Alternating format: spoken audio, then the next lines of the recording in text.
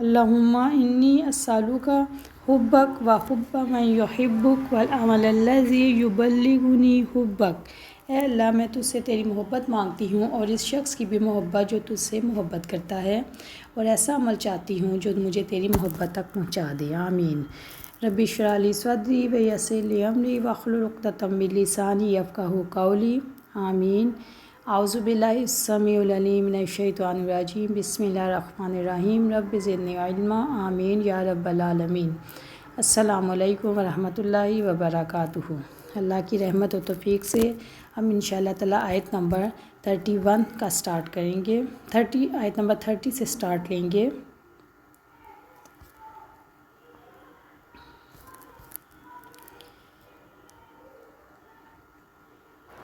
आयत नंबर 30। वमन, और कौन है, यरगबू मुँह मोरे, मिल्लत से इब्राहीम की, इल्ला मगर, मन जो साफ़िया बेवकूफ़ बना लिया नफ्सा खुद को, मगर जिसने बेवकूफ़ बना लिया खुद को। वलक़द बिलाशुबा यकीनन अस्तफ़ैनाहु, हमने चुन लिया इसे, फिर दुनिया में, व इन्नहु, और बिलाशुबा वो, फ़िल आखिराती आखिरत में, लामिनस सालिहीन, यकीनन सालिहीन में से होगा। इस काला, और जब कहा, लाहू उससे, रब्बहू उसके रब ने, अस्लिम फर्माबरदार हो जा, काला उसने कहा, असलम तू मैं फर्माबरदार हो गया, असलम तुम में, लिरब्बिल आलमीन जहानों के रब का। ववस्साब, और वसीयत की, बिहा इसकी, इब्राहीम ने, बनी ही अपने बेटों को, व याकूब, और याकूब ने, या बनी या ए मेरे बेटो, इन्नल्लाह यकीन अल्लाह ताला ने, हस्तफ़ा मुंतखब किया है, लाकुम तुम्हारे लिए, दीन को, फला तमुतुन्ना तो हरगिज़ तुम ना मरना, इल्ला मगर वान तुम इस हाल में कि तुम मुस्लिमून फर्माबरदार हो। अम या कौन तुम थे, शुहदा मौजूद, इस जब हाज़रा आई याकूब को, अलमौत इस जब काला उसने कहा, ले बनी ही अपने बेटों से, बनी से निकले, बनी कहा जाता है, ए मेरे बनी यानी बेटे, माँ किसकी, जैसे कहा जाता है बनी इसराइल के बेटे, माँ किसकी, ताबुदूना तुम इबादत करोगे, मिन बादी मेरे बाद, कालू उन्होंने कहा, नाबुदू हम इबादत करेंगे, इलाहा का आपके माबूद की, व इलाहा और माबूद की, आबाई का आपके आबा के, इब्राहीम के, व इस्माइल व इसहाक, और इस्माइल के और इसहाक के, इलाहन माबूद की, वाहिदन एक ही, नहनु और हम, लाहू उसी के लिए, मुस्लिम और फर्माबरदार हैं। और कौन है जो इब्राहीम की मिल्लत से मुँह मोड़े, मगर वही जिसने खुद को बेवकूफ़ बना लिया, हालांकि हमने इसे यानी इब्राहीम को दुनिया में चुन लिया था, बिलाशुबा व यकीनन आखिरत में सालिहीन में से होंगे। जब इसके रब ने उससे कहा फर्माबरदार हो जा, तो उसने कहा मैं जहानों के रब का फर्माबरदार हो गया। और इसकी वसीयत इब्राहीम ने अपने बेटों को की, और याकूब ने भी, ए मेरे बेटो, यकीनन अल्लाह ताला ने तुम्हारे लिए दीन को मुंतखब किया है, तो हरगिज़ तुम ना मरना मगर इस हाल में कि तुम फर्माबरदार हो। क्या तुम इस वक्त मौजूद थे जब याकूब को मौत आई, जब इसने अपने बेटों से कहा मेरे बाद तुम किसकी इबादत करोगे? उन्होंने कहा हम आपके माबूद और आपके आबा इब्राहीम, इस्माइल और इसहाक के माबूद की इबादत करेंगे, जो एक ही माबूद है, और हम इसी के लिए फर्माबरदार हैं। प्यारी बहनों, आज इंशाअल्लाह ताला हम आयत नंबर 132 को देखिए, 130 से स्टार्ट लेंगे। वमन यरगबु अन मिल्लत इब्राहीम, और कौन है जो इब्राहीम की तरफ से मुँह मोड़े, मगर वही जिसने खुद को बेवकूफ़ बना लिया हो। यहाँ पे आप देखें मुशरिकों की यहाँ पे तरदीद की जा रही है कि उन्होंने जो शिरक और बिद्दत घर लिया था और उस पर अमल पैरा थे, और मिल्लत इब्राहीम के दावेदार, ये चीज़ें कब थी इनमें? हज़रत इब्राहीम ने तो खालिस तौहीद फैलाई और अल्लाह के साथ किसी को एक लम्हे के लिए भी शरीक नहीं किया, जबकि वो कहते थे कि हम इब्राहीम के दीन पर हैं। यहूद और नसारा ने इब्राहीम अलैहिस्सलाम की मिल्लत से बेरगबती इख्तियार की, और यहूदियत और नसरानियत जैसी बिदात को घर लिया जो अल्लाह ताला की तरफ से नहीं थी, और मिल्लत इब्राहीम को छोड़ दिया। इसी वजह से अल्लाह ताला ने मोहम्मद सल्लल्लाहु अलैहि वसल्लम को मिल्लत इब्राहीम पर अपना नबी बनाकर भेजा। मिल्लत इब्राहीम اس سے کیا مراد ہے؟ ابراہیم علیہ السلام کی ملت یعنی ابراہیم علیہ السلام کا طریقہ یعنی خالص اور واضح اسلام اور اللہ تعالیٰ کی فرما برداری کا طریقہ۔ رب العزت نے فرمایا سورۃ الانعام آیت نمبر 161 ترجمہ، آپ کہہ دیں میرے رب نے مجھے سیدھی راہ دکھلائی ہے کہ وہ ایک مضبوط دین ہے، ملت ابراہیم ہے جو ایک ہی طرح کے تھے، مشرکوں میں سے نہ تھے، یعنی ایک ہی طرف تھے، اللہ کی طرف۔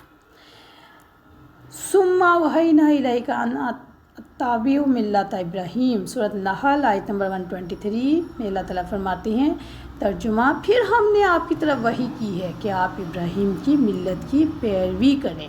تو یہاں پہ اللہ تعالیٰ کہہ رہے ہیں کہ جب حضرت ابراہیم کی فضیلت کو جان لیا، مان لیا، تو اب کون ان کی ملت سے روگردانی کرے گا؟ کون ان کے طریقے سے، کون اسلام کے طریقے سے پھرے گا؟ ہاں کون؟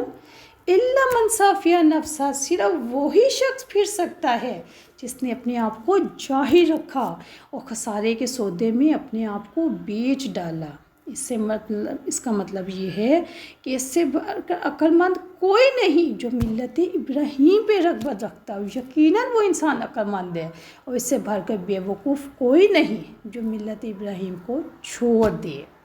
وَلَقَدِ اصْطَفَيْنَاهُ، اور یقیناً ہم نے ابراہیم علیہ السلام کو دنیا میں چن لیا تھا۔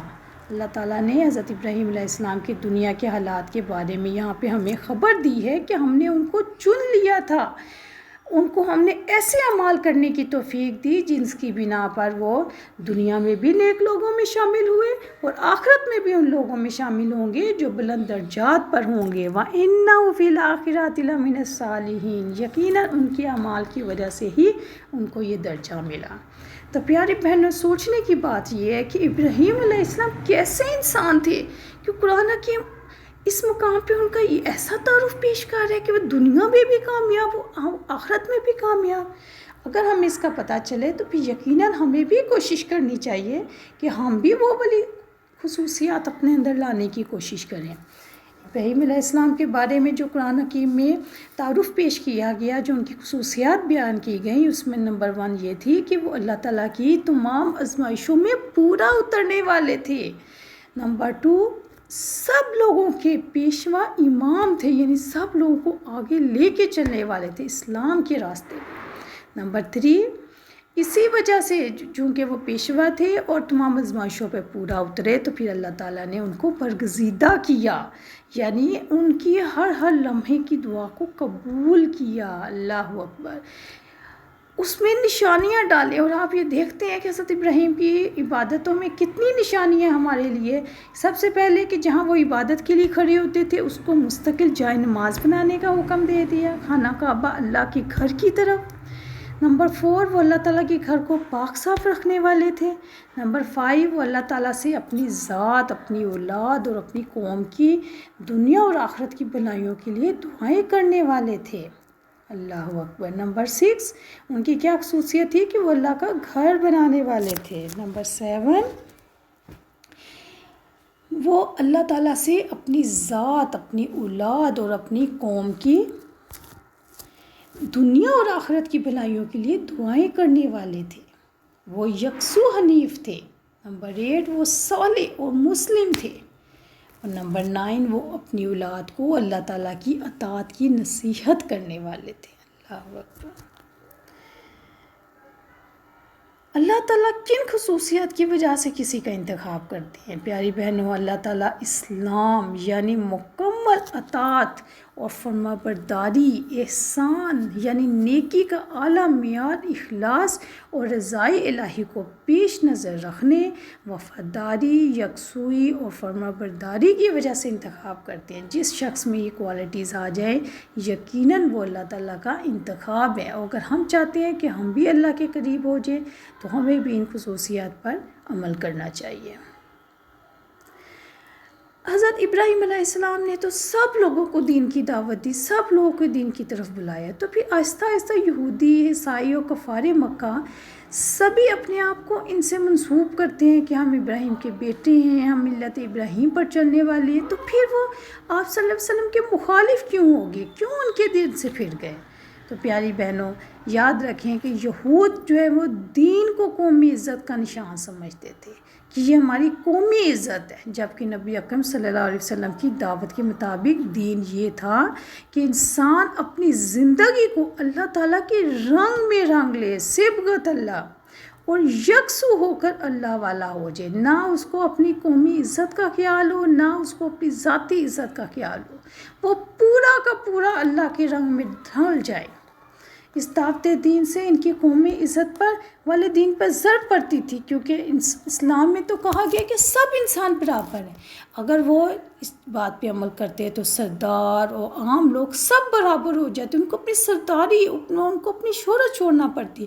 جیسے کہ آپ کو شروع کی آڈیوز میں نے بتایا تھا کہ جب وہ لوگ ابو جہل اللہ تعالیٰ حضور صلی اللہ علیہ وسلم کو مانتا تھا کہ یہ سچے ہیں، سچا دین لے کے آئے ہیں، پھر وہ کیوں ان کی باتیں نہیں ماننا؟ کیونکہ اس کو اپنی دولت چھوڑنی پڑنی تھی، اس کو اپنی سرداری چھوڑنی پڑنی تھی، اپنی حکمرانی چھوڑنی پڑنی تھی، غریب لوگوں کے اندر جا کے بیٹھنا پڑنا تھا۔ صرف اس وجہ سے اس نے اپنی دنیا داری نہیں چھوڑی، حضور صلی اللہ علیہ وسلم پر ایمان نہیں لایا، اور یہی رویہ ہے۔ اکثر لوگ کہتے ہیں کہ یہودی تو ملت اسلام ابراہیم پر چلنے والے تھے، پھر کیوں حضور کے دشمن ہوگی؟ ان کی بھی یہی وجہ تھی کہ وہ اپنی دنیا داری کو نہیں چھوڑنا چاہتے تھے، اور وہ کہتے تھے کہ آخری نبی بھی ہمارے میں سے ہو تاکہ ہماری شہرت ہو، ہمارا نام بلند ہو، اور یہی وجہ ہے کہ پھر وہ حضور صلی اللہ علیہ وسلم کے دشمن بن گئے۔ اس قال اللہ ربہ اسلم قال اسلمت لرب العالمین، جب اس کے رب نے اس سے کہا، یعنی حضرت ابراہیم سے، کہ فرما بردار ہو جا، تو اس نے کہا میں جہانوں کے رب کا فرما بردار ہو گیا۔ اب دیکھیں یہ ہے فرق، یہودیوں کو بھی اللہ تعالیٰ نے یہی کہا، لیکن وہ اکڑ کے کھڑے ہو گئے کہ نہیں، ہم نے تو اپنی سرداری نہیں چھوڑنی، ہم نے اپنی حکمرانی نہیں چھوڑنی۔ لیکن جب حضرت ابراہیم علیہ السلام کو اس کے رب نے کہا، اخلاص کا حکم دیا، فرما برداری کا حکم دیا، تو پھر انہوں نے اللہ تعالیٰ کے آگے، رب العالمین کے سامنے اپنا سر تسلیم خم کر دیا، یعنی اپنی سوچ، اپنے خیال، اپنے جذبات، اپنے احساسات، اپنے عمل، سب کو مکمل طور پر اللہ کے حوالے کر دیا۔ یاد رکھیں، ہم میں سے بھی جو انسان اپنی سوچ، اپنے خیال، اپنے جذبات، اپنے احساسات، اپنے عمل کو اللہ کی طرف جوڑ دے گا کہ میرا ہر عمل اللہ کے لیے ہے، میں جو کام کروں گا اللہ کے لیے کروں گا، جو کام کروں گا سنت رسول پر چلتے ہوئے کروں گا، اسی کے مطابق کروں گا، تو پھر یقیناً ایسا ہی انسان فرما بردار ہے۔ اگر آپ دیکھنا چاہتے ہیں کہ آپ اللہ کے فرما بردار ہیں کہ نہیں، تو اپنا جائزہ لیں کہ کیا آپ ان باتوں کو مانتے ہیں، کیا آپ کا طریقہ سنت رسول کے مطابق ہے، اور کیا آپ کا ہر عمل اللہ کے لیے خالص ہے یا دنیا داری کے لیے، دکھلاوے کے لیے۔ ایک انسان اللہ تعالیٰ کا فرما بردار ہی اس وقت بنتا ہے جب اللہ تعالیٰ کو اپنا مالک، اپنا حاکم، اپنا آقا اور معبود مان لے، اپنے آپ کو اللہ تعالیٰ کی مرضی کے مطابق ڈھال لے، اپنے آپ کو اللہ کے حوالے کر دے، اللہ کی ہدایت کے مطابق دنیا میں زندگی گزار کر ہی انسان اپنی ہستی کو اللہ تعالیٰ کے سپرد کرتا ہے، اور پھر ہی وہ پورا کا پورا دین اسلام میں داخل ہوتا ہے۔ اگر ہم بھی اپنے دین کو چیک کرنا چاہتے ہیں تو یقیناً ان کوالٹیز کو اپنے اندر ہمیں چیک کرنا چاہیے۔